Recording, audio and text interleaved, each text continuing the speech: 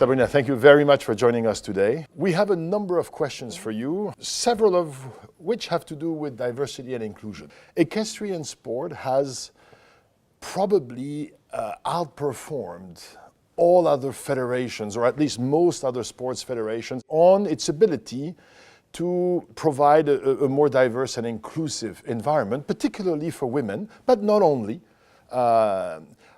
What is the secret? Well, the secret really is that we are the only Olympic sport where women and men compete on an equal footing.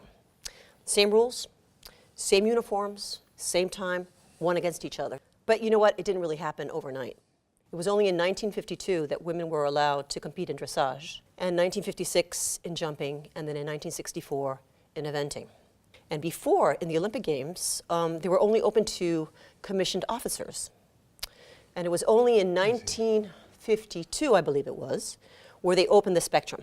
Interesting enough, that same Olympic Games in Helsinki, that you had, for the first time, a woman winning an Olympic medal for dressage. What's even more interesting is that Liz Hartl, that was her name, she was actually paralyzed, the knees below. She had contracted polio in 1944. So it's fascinating that she won the silver medal. Also, in our sport, you don't have to be 22 years old. I mean, if you look at the Olympic Games in Rio 2016, the gold medalist for jumping, Nick Skelton, he was 58 years old. Of course, you got to be in shape, but you don't have to be, I mean, your career is not limited. You're also the first female Secretary General. Has your position helped in any way? So have you been able to continue to nurture this process, or is it by now so well internalized that we don't need to monitor this anymore? When I became Secretary General, we only received 25% of the applications that were coming in for our committee positions were women. And now, last year, we saw 42%. So again, you need to see it to believe it. And the fact that I'm there now, I think that has helped a lot for women to put forward their candidacies for internal and governance-related positions. So yes, but we still have a lot more work to do in the future to make sure that this is maintained. Then also, I have to say that we've been extremely fortunate to have 3 extremely forward-thinking, competent presidents in the past, female presidents in the past. 3 in a row, actually. You don't see this in other international federations, I think. So this is also very different. So if you see a woman in the position, you say, okay, this is something I can do. What would be some of your advice to other organizations? What can other organizations learn from the Fédération Équestre Internationale? What I'd like to show is that actually when you have a diverse and inclusive leadership structure, you will see more engagement. We have seen actually that from 2007, for instance, we had 2,000 international sport events in the calendar. Now this has increased in 2018 to 4,400. In addition to that, if you look at the number of riders, in 2007 we had 25,000 riders. Now we have 42,000. I think people, they see the benefit and they want to be part of it. And this is something that I would like to make sure that the rest of the world realizes. If you involve more people in your sport, if you get them also in the leadership positions, you will have better ideas and people want to be part of it.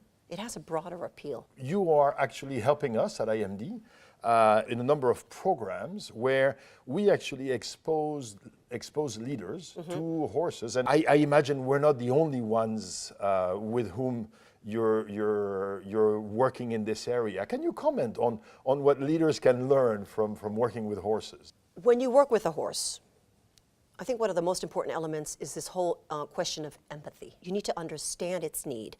You need to have that communication with it. You need to make sure that it wants to follow you. That is one thing that we have that other sports don't have. You have to work with an animal and you have to listen to it. We do also work with like ex-military or people who have war wounds or whatever. Right. There are programs that we have with the FEI Solidarity to help as well and to get them to have that trust again in another being and to get another being to follow you. So there are all these leadership skills that you can get. And also, again, this whole business of empathy again, which I repeat myself, but I think it's very important. So it is really a win-win situation when you have a relationship with a horse, and our sport does help bridge it. You're also the president of the Association of Paralympic Sports Organizations. What do you think are the broader lessons for society and for leaders that we can take from Paralympic athletes? This association that you mentioned is quite new. We established ourselves with 17 other international sports to ensure that our athletes and our sports were heard by the International Paralympic Committee, because they govern some sports, but not all of them, that are included in the program. What I would say about para-athletes, in my personal opinion, is that they're the true heroes. They have a resilience. They are so unspoiled. They just go for it. We have so much to learn from them. I think if people were really aware of what they have to go through already on a daily basis, it's just incredible. And then the setbacks that they have to achieve their goals is just amazing. And they get it. So for me, they're the superheroes of today. You're going to be the Secretary General of the Fédération Équestre for a few more years. What would you like to see as a legacy? Okay, well, I would like to see as a legacy that people, in general, leaders, that they understand how beneficial it is to them to have a diverse community around you, to get the whole picture so that you can succeed more and you get better results. That for me is what I'd like to see. I'd like to see more inclusion and diversity in sports organizations. And your federation is already well on its way, but as you said, more progress to be made, also a lot more progress to be made on other organizations. And so I guess you will continue to be an example for us. Thank you very much. It was a pleasure to have you today. Thank you very much.